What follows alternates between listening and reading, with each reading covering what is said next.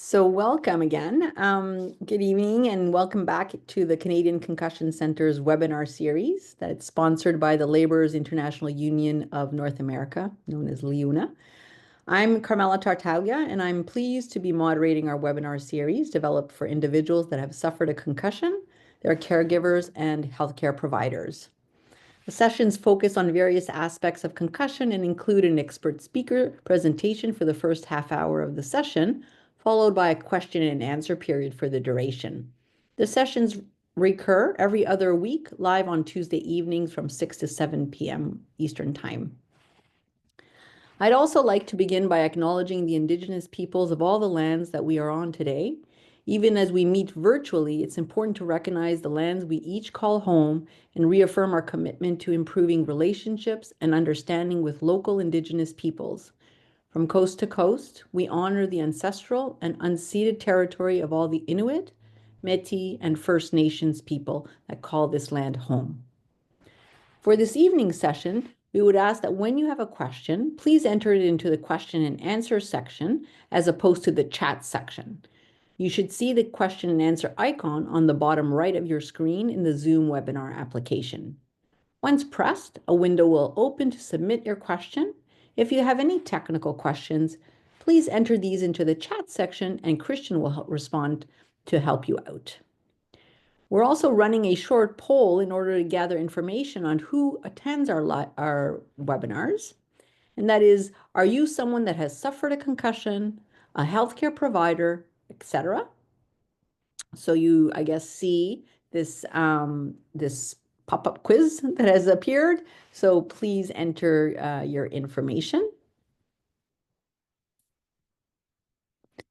This information helps us to plan for our educational initiatives moving forward. So thank you very much for filling that in.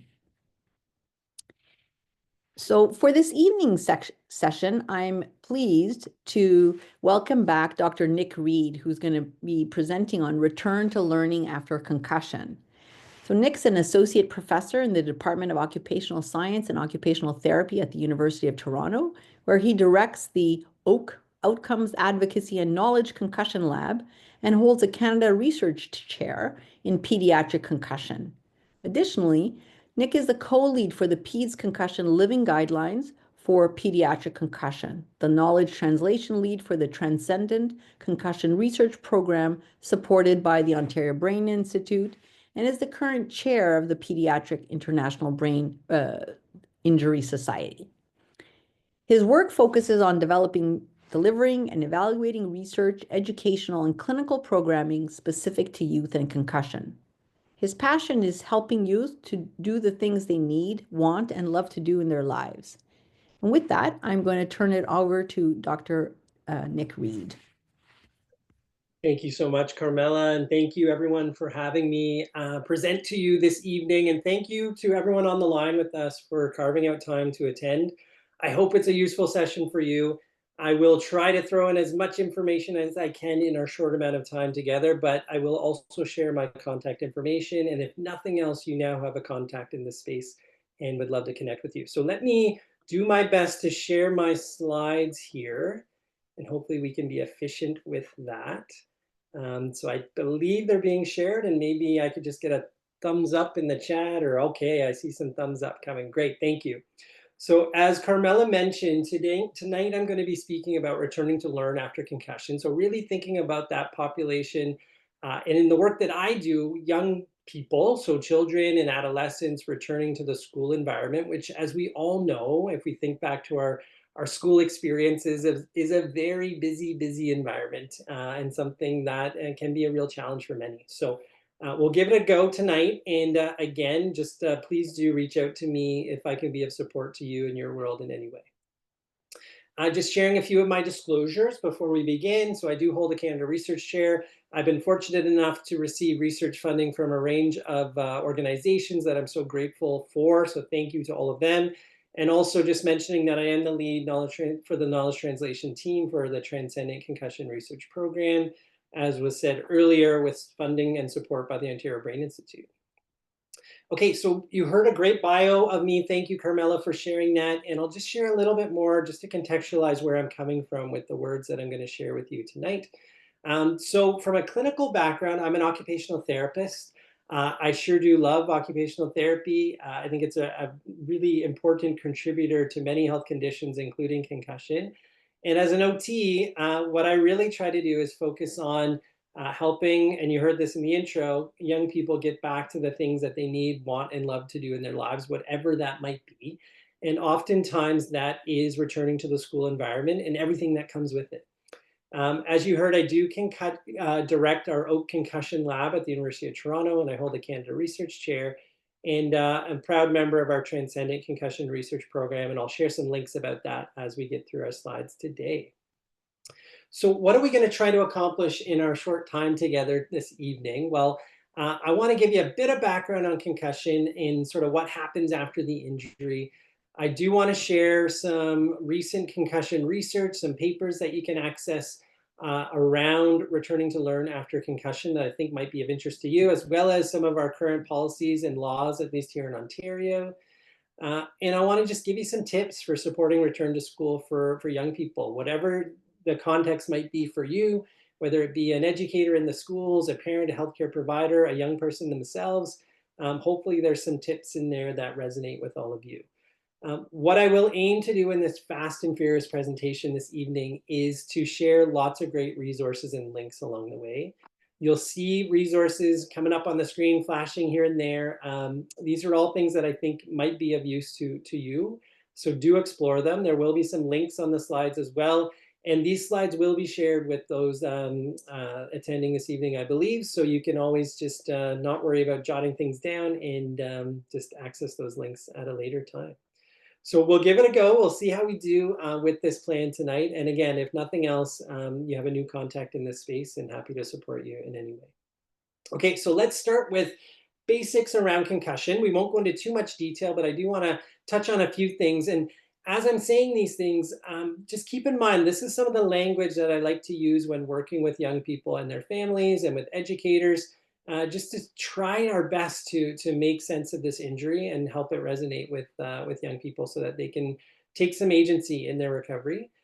So first and foremost, we know that concussion is a brain injury, and we like to really emphasize that with young people and those involved in their lives, because we want to make sure that people take it seriously. This is your brain. It's extremely important, and we want to take the right steps to get these young people back to the lives that they live.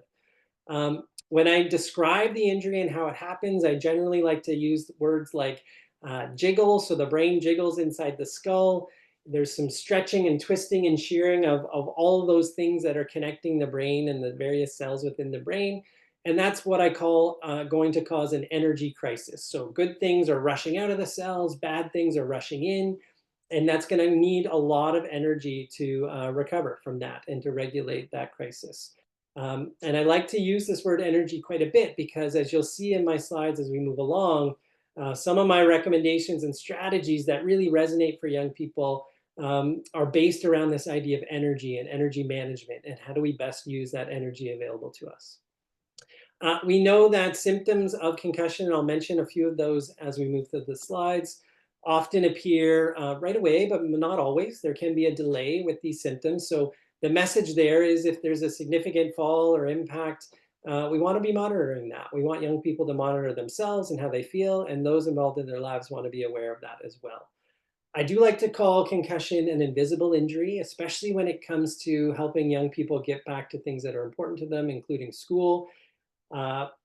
If a young person comes back to the classroom with a cast on their arm or a big swollen ankle, they may get a bit of help, right? People may say, well, you certainly can't run those laps in phys ed class today, or maybe you can't type this test today because of that cast.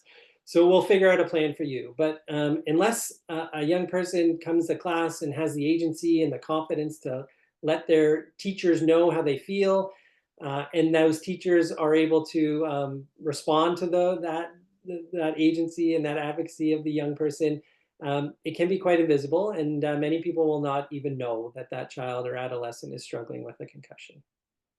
I also like to mention just some of these red flag symptoms that would indicate a more emergency situation, so a more severe brain injury.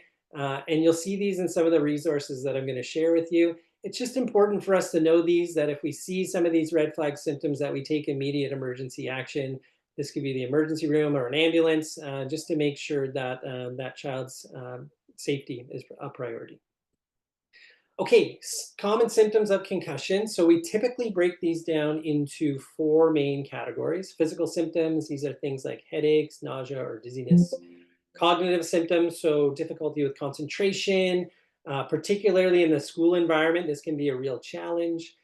We do know young people with concussion have emotional symptoms, so range in emotions, feeling sad or depressed, or some anxiety around the injury. And this can be from primary causes, so the areas of the brain that are injured that regulate mood may be impacted, or from secondary causes. So being locked out of their lives and away from friends and the things that matter to them can be really challenging emotionally. Sleep can be really impacted as well, so it's something we want to monitor and really try to promote, as you'll hear about a little more in some of the next slides. So you can have one of these symptoms, you can have many, and it's important that we also realize that these aren't all specific to concussion. So we really need to know how the young people in our lives typically behave, typically respond to a day and the demands in a day. And potentially if an impact is causing them to behave differently, that's something we want to be aware of. Okay, this is my soapbox as an occupational therapist, that really trying to push us to think beyond just the symptoms. So yes, young people with concussion may have these symptoms, headaches, decreased concentration, maybe some anxiety. But I think what's really important for all of us to consider is how these symptoms impact the things that matter to them. This could be going to school, like we're talking about tonight, but all the other things that a young person might have in their lives that are important or that they need to do. This could be a part-time job, learning how to drive, hanging out with their friends, or perhaps playing a sport that they love. So let's really try to focus on these things and helping these young people get back to the things that really, really matter to them and that they need, want, and love to do. I'm just going to mention this idea of the biopsychosocial model just to share, and I think I'm preaching to the choir here, but this idea that concussion is complex. If we think of all of the different factors that may impact health, from a biological standpoint, the actual injury, the physiology of the injury, from a psychological standpoint, so idea things like personality or self-esteem or coping skills, and of course, the social environment. So friends, family, relationships, the cultures and environments that we're operating in, these are all going to impact how we feel from a health standpoint, but also how we feel in the school environment and how we can best recover after a concussion. So I just want us to keep that in mind. It's not as simple as just healing the physiology. There's a lot of other factors that are at play, but also meaning a lot of opportunities for us to support young people with these other factors. And maybe modifying the environment in the school is a little bit easier to do than changing the physiology of a brain injury. So keeping that in mind. And also this idea that everyone included in that child's life has a role to play. So it may be a different role there. Not everyone's doing the same thing, but if we all get on the same page and work together, I think we can really help. Okay, think back to your school experience, or anyone in your life that is currently in school. And I don't want to make people anxious or go back down a memory road they don't want to, a memory lane that they don't want to go down. But school can be quite demanding, right? There's a lot of stressors in the school environment: schedules, deadlines, pressure from friends and family to succeed. I know my 3 kids who may barge in at any moment here tonight, they all got report cards today, so there's a lot of stress and anxiety around that. We think about the activities in the school environment. So many of them are group-based. There's lots of activities. Sometimes they're unsafe, just with risks for injury. And we just have to keep that in mind when we're thinking about getting kids back into those environments. And speaking of environments, they're often quite noisy and loud and busy and hard to sort of navigate at the best of times. So keeping all of this in mind, this return to school post-concussion is quite a complex situation that young people need lots of support with, and we can provide that support to them. I'm just gonna, as we go through these slides, share some papers that you can sort of jot down maybe the titles or Google and perhaps look at if it's of interest to you. But just spotlighting an amazing postdoctoral fellow of mine, Dr. Heather Shepard, and the work that she did as part of her PhD at the University of Calgary, really looking at the experiences of adolescents returning to school following concussion and this idea of unraveling the web. And I think this title came to be because this web is complex. There's so many interconnected parts of this web, and it's quite sticky and you can get stuck in it. So just to give you a bit of a summary on some of those experiences, just to situate what many kids are going through post-concussion, is that these symptoms, we talk about function again, certainly affected schoolwork. And so this idea of having headaches and decreased concentration is going to impact the functional needs of the child, being that school work and performing in that way. We also learned from this research that accommodations in the school environment can be really helpful and help to ease that return to school. We learned that this idea of social support and support from teachers and parents and friends can really make a huge difference. So we'll talk a little bit about that today too. Communication is absolutely key. Again, there's lots of people involved in a young person's life, particularly as it relates to school. So we need to make sure that people are getting on the same page and that there is communication throughout to best support the child. And we also heard from youth that many youth feel anxious and sad when returning to school. So this isn't an easy thing to do. There's different psychosocial factors at play, and we need to identify those and address those in addition to some of these other physiological symptoms that we talk about. Just as well, a paper by Carol DiMatteo, who is a real trailblazer in this space, a fellow occupational therapist and a mentor and a friend of mine as I came into this field. So this work really showed that this isn't a unique experience for kids with concussion, that a great majority of them are experiencing academic difficulties during their concussion recovery after their injuries. But also once symptoms resolve and kids are feeling well again, there still are persisting academic difficulties. So this could be for many reasons, maybe some lingering effects of the injury, but also just this idea of missing a lot of assignments and a lot of activities and trying to catch up. So it's not just an in-the-moment issue. This is something that we want to be supporting young people beyond that recovery period and making sure that they can succeed in the school environment. Okay, so let's move on to a bit of a flash of some research that's been going on. Again, a few papers that I think you could take a look at, as well as our laws here in Ontario and some of the resources related to that. So what does the evidence say, and particularly the recent evidence around returning to school post-concussion? And just a little true or false here. So I want you to sort of test your knowledge here.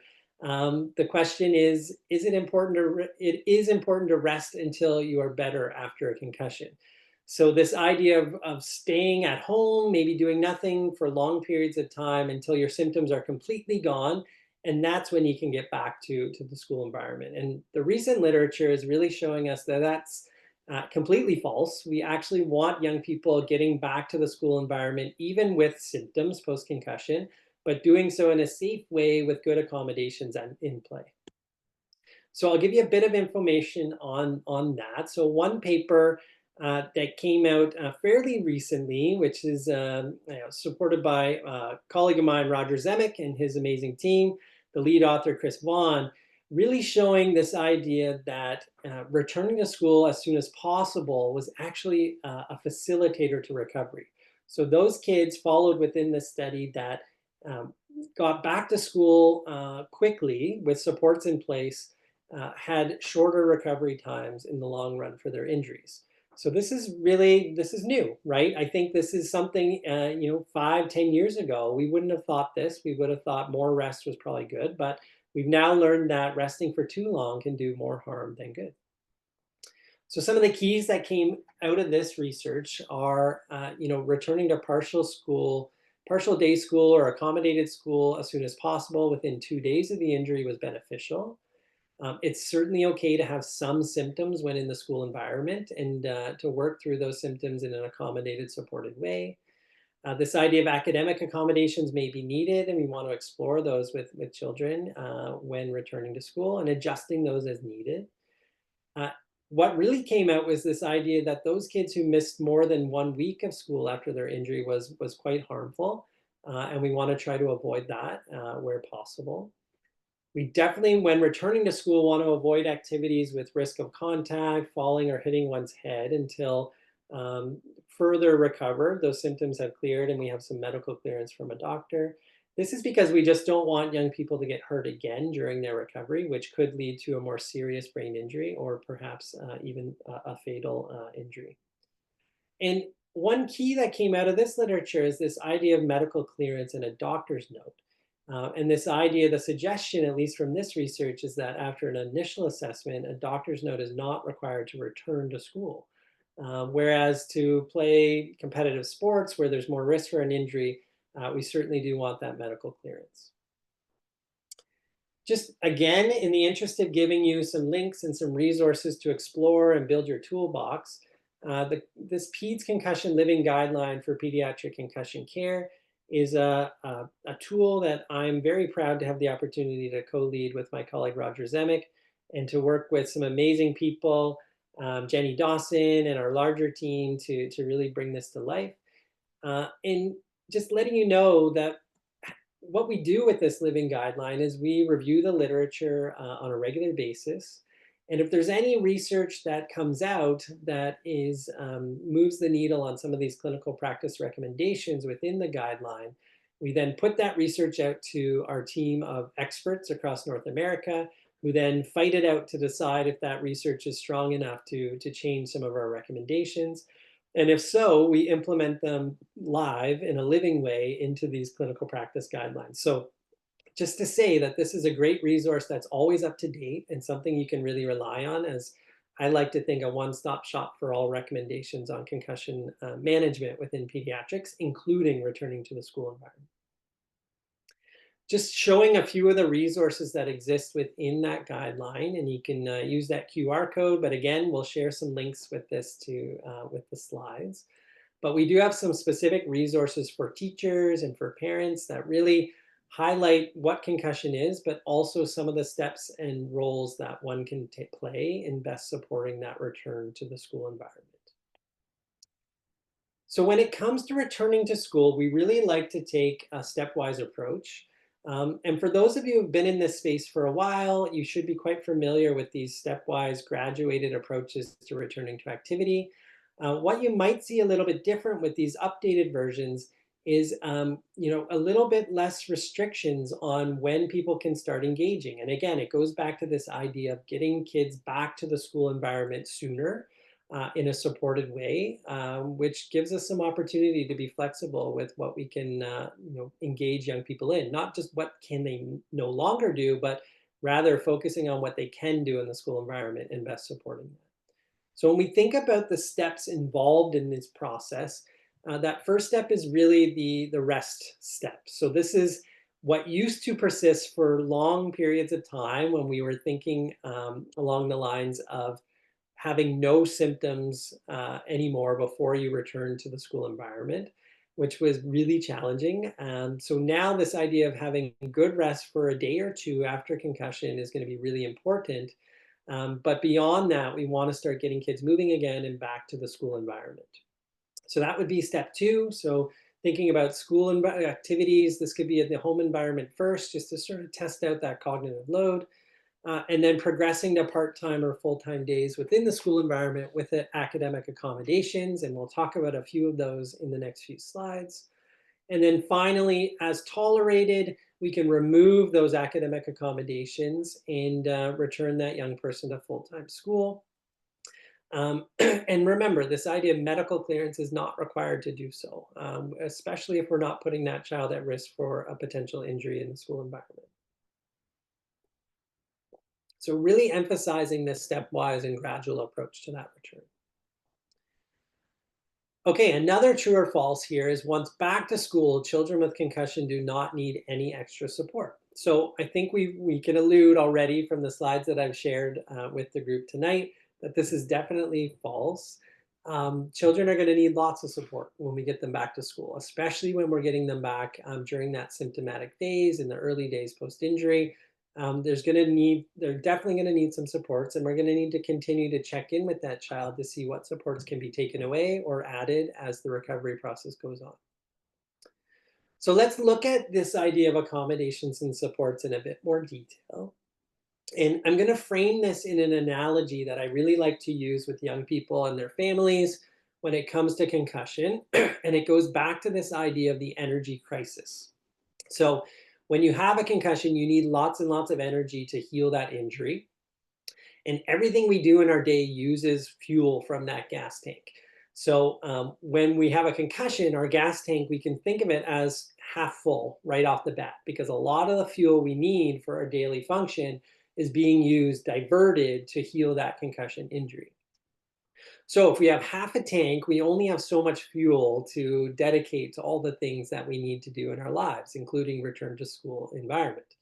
So what we need to do is keep that tank as full as possible, because when the tank hits empty, we have two problems. One, the children in our lives, their symptoms get worse. So they start to feel really run down. And we hear that all the time from young people, that their symptoms tend to be worse at the end of the day or after a hard class. And sorry for all the science teachers on here or math teachers. Sometimes it's during those classes where complex concepts are being shared.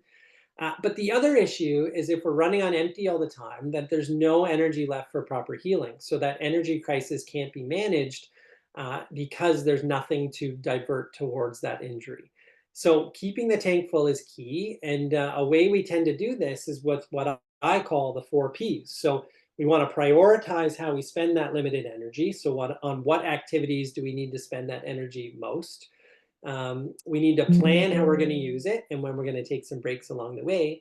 We need to pace ourselves as we do it. So take some breaks along the way, and that could be in the school environment too. So if you have a long math class, maybe you need a bit of a break in the library before re-engaging in social studies or whatever it might be.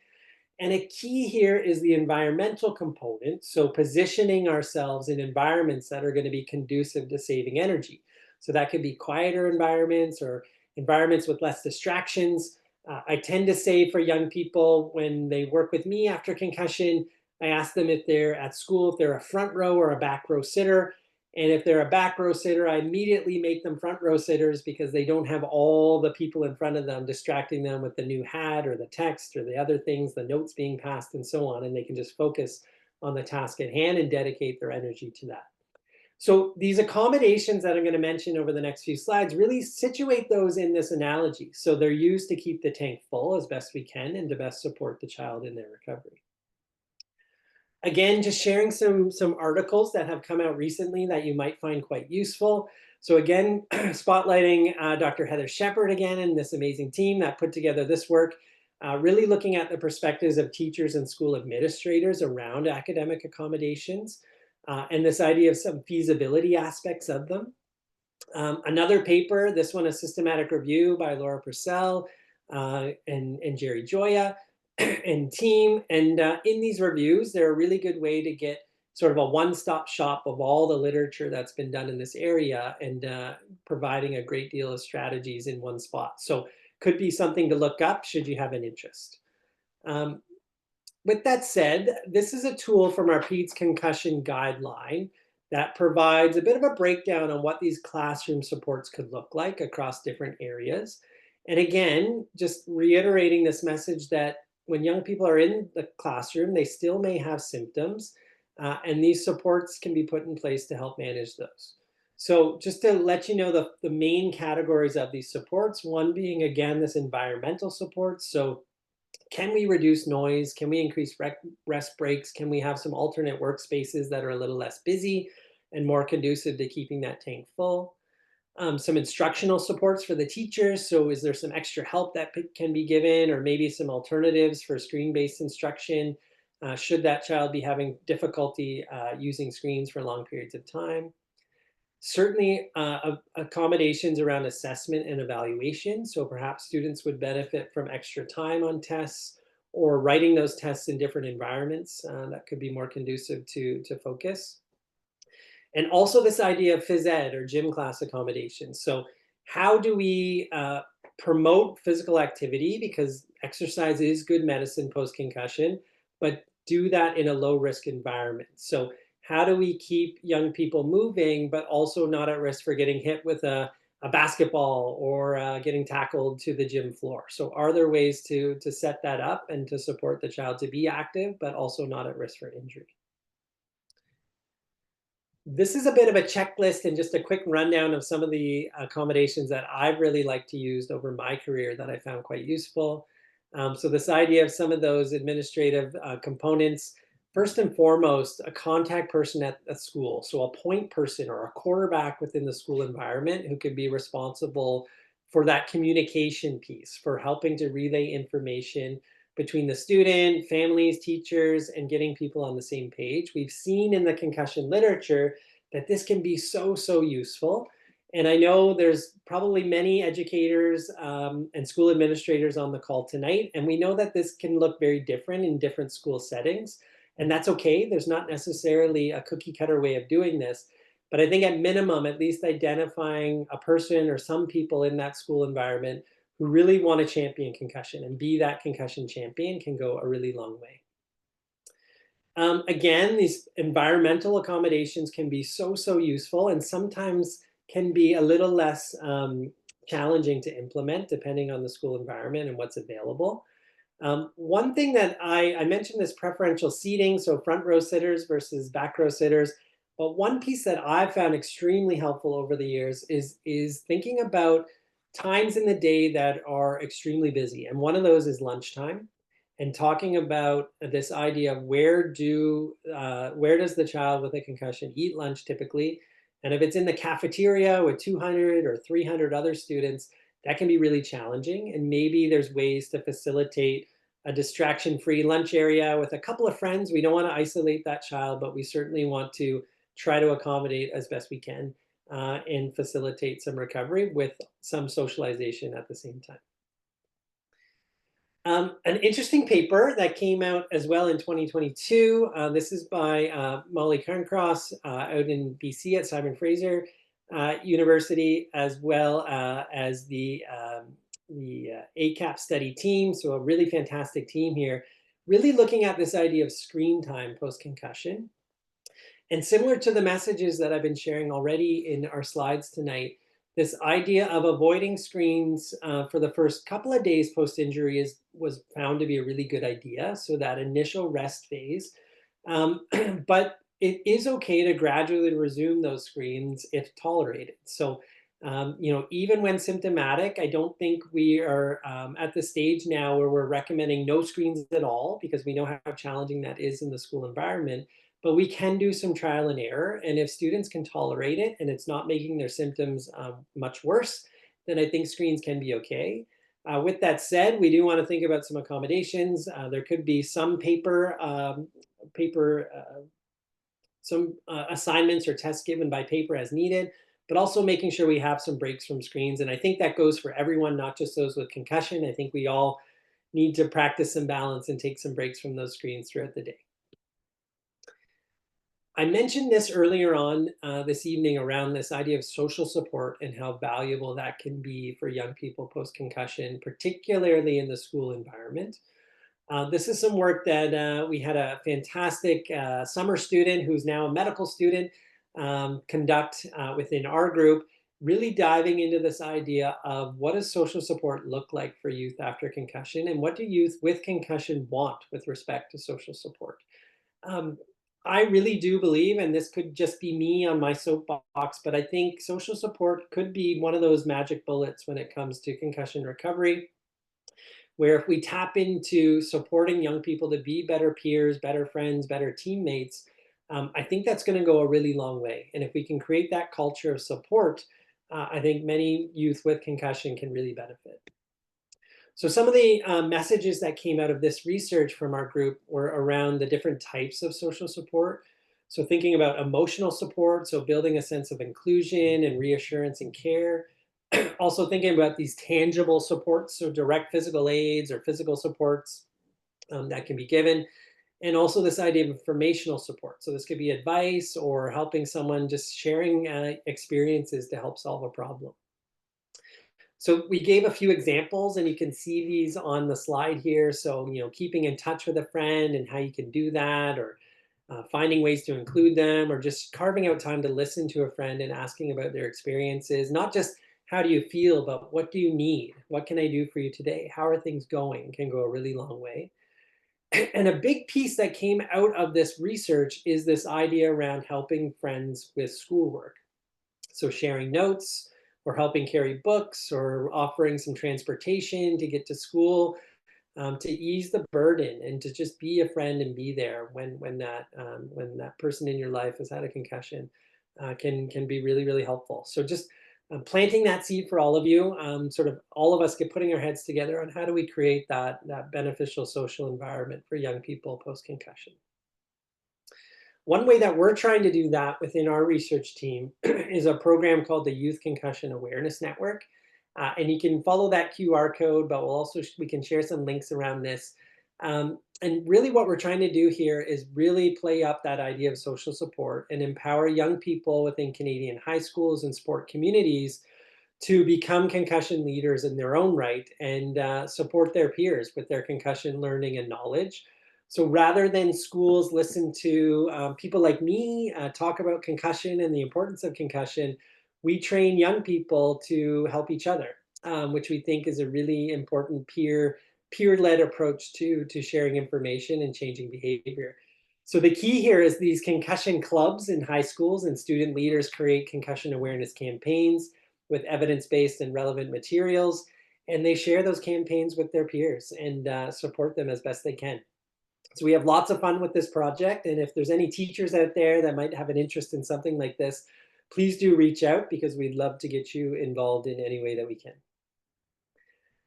I'll share a few tips as well for some of the teachers in our audience, just around this idea of just getting the discussion started. So this is from a tool that we created called School First, and you can access this at schoolfirstconcussion.ca. And what this is designed to do is to help teachers get the discussions and conversations started with their students around helping support them best when they return to school. And when we piloted this with teachers across the country, this is something that really resonated with them, and just getting a few tips to just get this discussion started, and just keeping those discussions going can be really an important way to approach this injury, and do so in a solution-focused way. Although we did create this for teachers, we found that it works great for parents and friends as well. So again, tying into this idea of social support, here's a way to just get some of those discussions going and keep them going throughout that recovery process. I'll just mention as well that there's more research underway. So we continue, excuse me, everyone. We continue to explore these research questions, and one of our projects is the Transcendent Concussion Research Program. So you can check out all things Transcendent at transcendentconcussion.ca, which we are very excited to continue to work with our partners to best meet the needs, particularly for those returning to activities, including school. So check out transcendentconcussion.ca should you have an interest. Okay, so what does the law say? So what are some of the policies in place, at least in Ontario? And for those of you who are unfamiliar, I just want to direct your attention to Rowan's Law. So this is Canada's only concussion legislation, and it's enacted here in Ontario. You can take a closer look by following the Ontario government's website around Rowan's Law. But we think this is a very important approach to raising concussion awareness and putting some practices in place to make sure that children are safe. I'll share a little bit about that with you now. So when it comes to Rowan's Law, we do know that there are some policies specific to the Ministry of Education, so a concussion policy, PPM 158, that was adapted to be in line with Rowan's Law. And when it comes to what schools are responsible for, one is a concussion code of conduct. So making sure those within the school environment, particularly those participating in school sports, they're signing a concussion code of conduct to respect themselves, their bodies, their brains, and the brains of those around them as well. There's a process for removing students suspected of a concussion from physical activity and creating a return to school plan for that student. There's a process to document and track student progress. So it's not just a one-time conversation around that plan, but there's regular check-ins with the school environment to adapt that plan and best support the child. And there's plenty of concussion education and awareness being shared through this. So there's some great concussion education tools that are shared readily within the school environment as well to bring everyone's education up to the same level. I'll just mention as well some great resources by OFIA. So you can check out ofia.net. They have a fantastic Rowan's Law Day toolkit. So on the last Wednesday of every September, they're here in Ontario, we have what we call Rowan's Law Day, and it's also in alignment with Concussion Awareness Week, which is a national event now. And on this day, we like to remember Rowan Stringer, who we honor with Rowan's Law, who tragically passed away from repeated concussions from sport participation.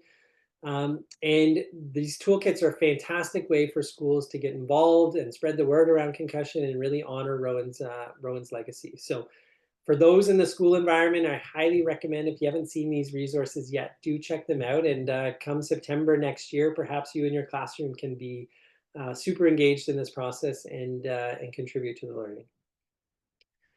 Okay, so we're going to wrap up here shortly because I do want to make sure we have some time for some discussion. If we don't have a lot of time for discussion, I will share my email address, and please reach out at any time. I'd love to connect and get you some more information. But I will close with a few take-home points and tips for returning to school post-concussion that I think would be helpful, and also to share some resources and some links that are some of my favorites that I think might be useful for all those on the line tonight to add to your toolbox. So a few tips and take-home points that I'll summarize with tonight. First being this idea of a point person at your school. So whether you're a young person with concussion or a family member, or whether you're coming from the school environment and you work and operate in the school environment, I think this is something we all want to be thinking about. Really trying as the child or the family to find that point person, to ask the school, the principal, the vice principal, who that person might be, who can best support you with your recovery and your planning when it comes to returning to school. And for those of us in the school environment, really thinking about what are our processes for these, to make sure we have a point person, what's that communication process look like? And if we haven't visited that in a while, perhaps bring some leaders in the school, some concussion champions together to take a look at it and see if it is being used and serving the needs of your students within your school. Next is to use the great resources and tools that exist. So we've never been this far ahead with the evidence to support return to school after a concussion. So putting that evidence into practice with some of these tools and resources that I've shared with you tonight, and that you can look up on your own time to see what resonates with you most, can really help bring all of this to life and into action. And if you get stuck on anything or these resources aren't really cutting it, just let me know and I can walk you through some of those, and hope to bring this to life to best support as many youth as we can in your environments. And then lastly, and this is a message to everyone, so certainly for children and adolescents with concussion, I think this message is a really important one, but I'll also say for those looking after children with concussion and adolescents with concussion, this message rings true as well. This is a complex thing to do. It's challenging. It's not easy. We don't always have the tools and resources we need at our fingertips, and we don't always have the systems in place to best support children when we need it. So we do need to be good to ourselves and to others. We need to, for the children with concussion, we need to listen to your body. We need to advocate for ourselves on how we feel. Sometimes we're going to take some steps forward. Sometimes we're going to go a little backwards, and that's totally okay. And this idea of returning to learn into full school activities, it can take time, and that's okay. And we need to all be on the same page and okay with that. And this idea of social support. So being good to those around you, being a good peer, a good classmate, a good teammate, a good teacher, a good guidance counselor, a good parent. I think we can all work together. And if we help build each other's capacity, I think it's only going to benefit those young people in our lives that really do need it in this situation. So this message of we can't do it alone, there's a lot of roles to play. We can't do everything. All of us can't do everything at the same time. But if we all, via communication, identify our various roles in the process, I think it's going to be a pathway to success for young people with concussion. Here's a whole bunch of links that I hope you can explore on your own time. Just some of my favorite tools, a few that I didn't mention yet, the CAT online tool. So the Concussion Awareness Training Tool by Shalina Babul and her team out in BC. Some really, really great ways to bring all of these messages to life, particularly in a school environment. So I highly recommend you check that out, as well as our friends at Parachute. And some really clinically relevant tools as well for 360 concussion care that could be of use to those on the line tonight. I do need to thank a few people, but the first people I need to thank is all of you for listening tonight and indulging me with this opportunity to share some messages and some links with you. I know it was quite quick and I'm speaking quickly and trying to get a lot of information in. So I hope some of this resonated, but if it was all a blur, do let me know, reach out over email, and I'm happy to support in other ways and direct you to some information and resources that could be most useful for you, depending on your role in the process of returning young people to school post-concussion.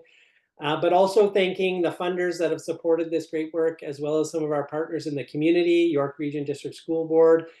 We don't have it on the slide, but the Toronto District School Board, I know we have some friends from TDSB on the line tonight, George Curtis, and others. So thank you for championing a concussion in your worlds and all you're doing in the government space as well now. And Parachute as well for always doing their best to bring these messages to life. So thank you to all these amazing people. And of course, to my great team in the Oak Concussion Lab. Couldn't do any of this without all of your hard work, creativity, and support. So thank you. And thanks for listening. My email address is there. We also have some of our social media handles available. So if you're on social media, do check us out. We try to be quite active with some good resources and tips and tricks. But do please reach out in any way, and I'm here to support. If nothing else tonight, you now have a new contact in this space. So thank you for listening. Thank you for the opportunity. And I'll stop talking so we can have some discussion. Thanks. Great. Thank you so much. I see some clapping happening. So I guess let's get started on the questions.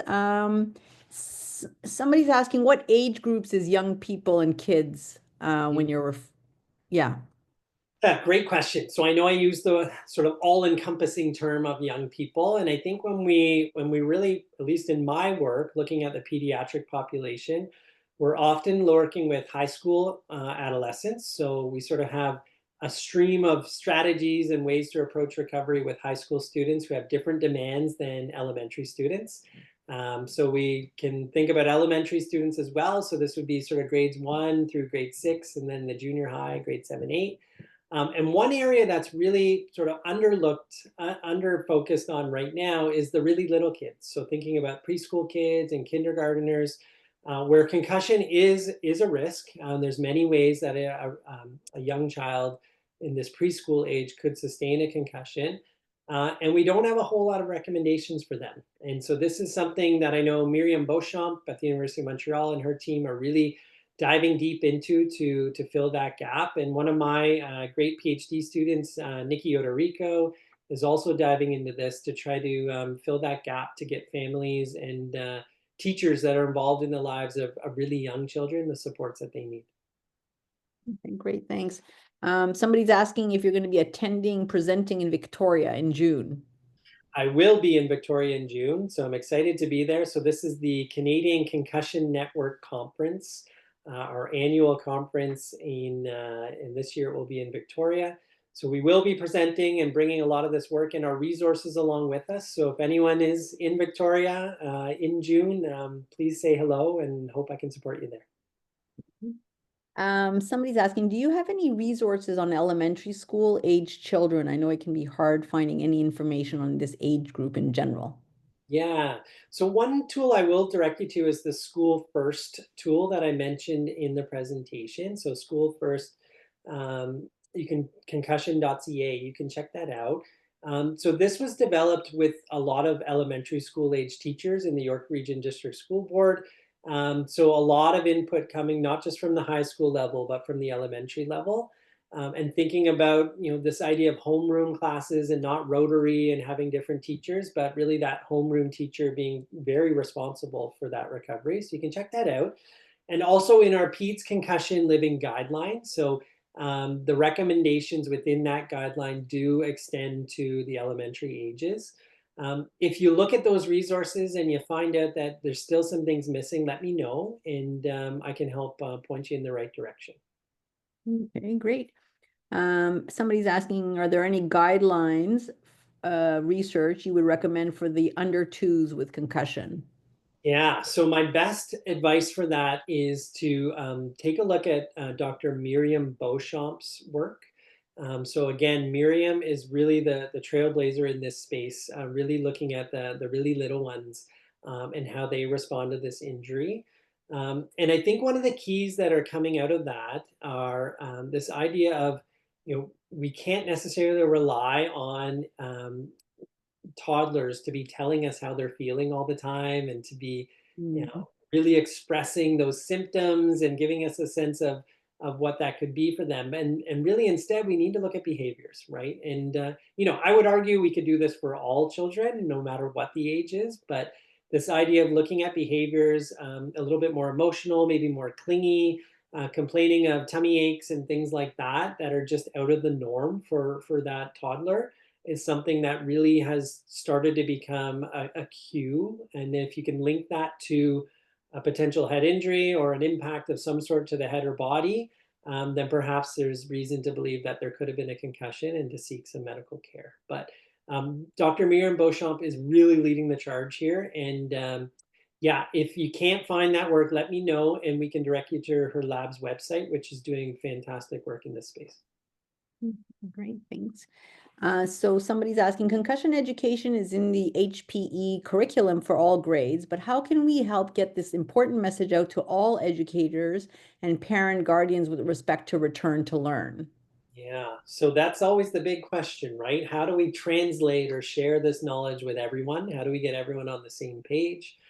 I don't think there's an easy solution to it. I think Yeah. certainly bringing the school community together in any ways that we can be quite helpful. So this could be, one approach that we've taken with our Youth Concussion Awareness Network is to empower schools to have concussion awareness weeks, where we can help them create campaigns and share materials and encourage them to extend that beyond just their classmates. So this can go to parents and to others in the lives of caregivers and siblings, and even younger ages if it's outside of the high school, to bring some of the sister schools or the younger schools that are feeding into the high school together. So trying to be creative to bring that school community together.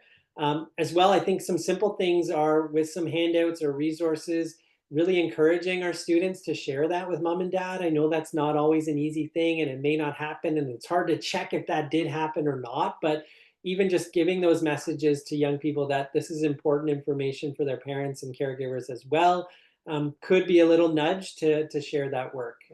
So yeah, not an easy thing to do, but I think we got to bring communities together and share resources widely as best we can. Okay, great, thanks. Somebody's saying, it's a great, it's important to check vision, especially if the child is complaining about headaches, and I guess, optometrists, maybe doing vision therapy. There's some controversy about that and colored lenses. And they were asking, is sensory integration being researched for kids with concussion? Mm. All great questions and all great research questions to keep exploring. I think certainly there's been some initial work on the vision side of things and vision rehabilitation and what the benefits of that could be. I think it's still in early stages of some of the evidence, but Mhm. certainly I would say that all kids, concussion or not, should have regular vision checkups, right? So making sure that we're getting a sense of how their vision is on a daily basis or on a regular basis, on an annual basis, or every other year at least. And certainly after a concussion, in that medical assessment, mentioning to the physician around vision or possible vision issues. And I think that can be something that's probed and explored further at the medical level. And from this idea of sensory integration, so interesting to think about, and sort of the impacts of the regulation of all of these sensory components that are impacted by a potential brain injury or Mm. concussion. Again, I think early stages, but I think thinking about this idea of energy management and this idea of sensory and stimulation and sort of expending energy in different ways when trying to self-soothe or so on. I think there's probably some really interesting exploration there around conserving energy by way of sensory integration and calming the sensory system down as best we can. So I'll mention as well, I think a big gap around concussion in a population that's been underexplored, and any researchers on the call, please pick up this torch. But this idea of those with neurodevelopmental disabilities on the autism spectrum or other forms of neurodevelopmental disability, the risk for concussion is quite high, depending on behaviors and some self-stimming behaviors as well. And there's not a lot of evidence or research to date on how to best manage this injury in Mm. those with neurodevelopmental disabilities. So I think lots to be learned, and certainly some programming that we have that could be adapted in ways that could be most beneficial. Actually, that's a very interesting because as an adult neurologist seeing concussion patients, I often get referred people with epilepsy, lifelong epilepsy, who have had multiple falls, multiple hits to the head, that are obviously at risk of concussion. But I think of all the children who have seizures that luckily grow out of them. So there must be an even larger population. Mhm. So I'll just ask the next question. We have people from all over the world who actually attend our webinars, and I'm assuming this person is from Australia because they're asking, do you have any collaborators or contacts in Australia who are doing similar research in this space? Yeah. They're interested in applying similar research and resources in an Australia context. Yeah, so for sure, Australia is leading the charge in this space as they are in many research areas when it comes to health conditions. And one name I will mention is Dr. Vicki Anderson, who's doing some incredible work, has been a real trailblazer in the field, and I think is probably the best place to start as far as finding connections within Australia, particularly around pediatric concussion. So please check out Vicki Anderson, and if you have any trouble contacting Vicki, just let me know, and I can aim to facilitate. Okay, great. Somebody's looking for advice on safer play for little kids, encouraging risks, but keeping their head safe. Somebody who's suffering with post-concussion symptoms themselves, they're constantly on brain watch for the little ones.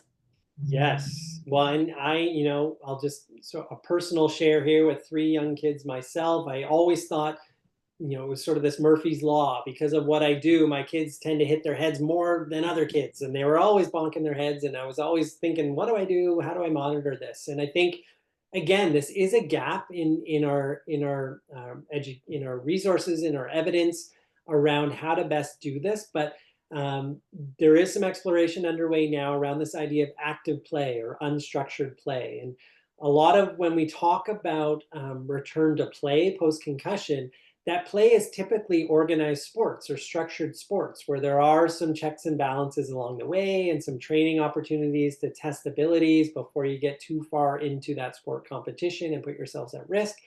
But this idea of active play and unstructured play in really young children, there are no checks and balances. This is daily life, right? This is being a kid, getting out there and playing and having fun and being social and figuring out how your body works, right? So I think it is striking that balance between really risky play and play that's a little less risky. I think we want to really promote play and promote physical activity, even post concussion.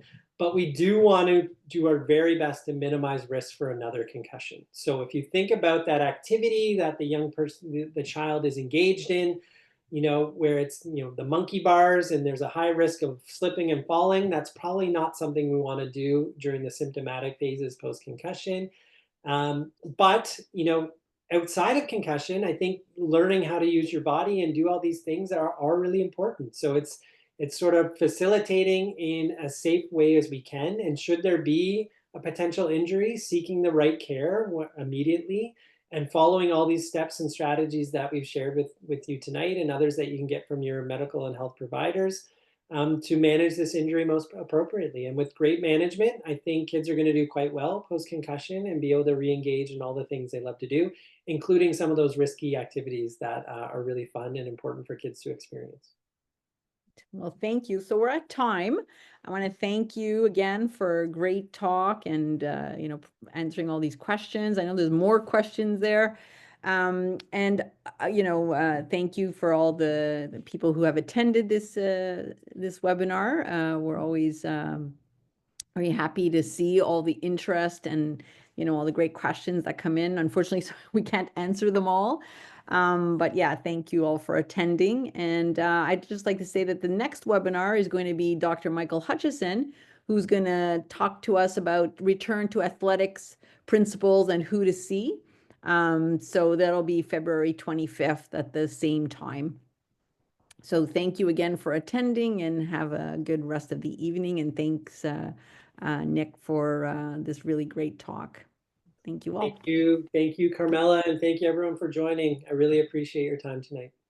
Thank you. Bye-bye.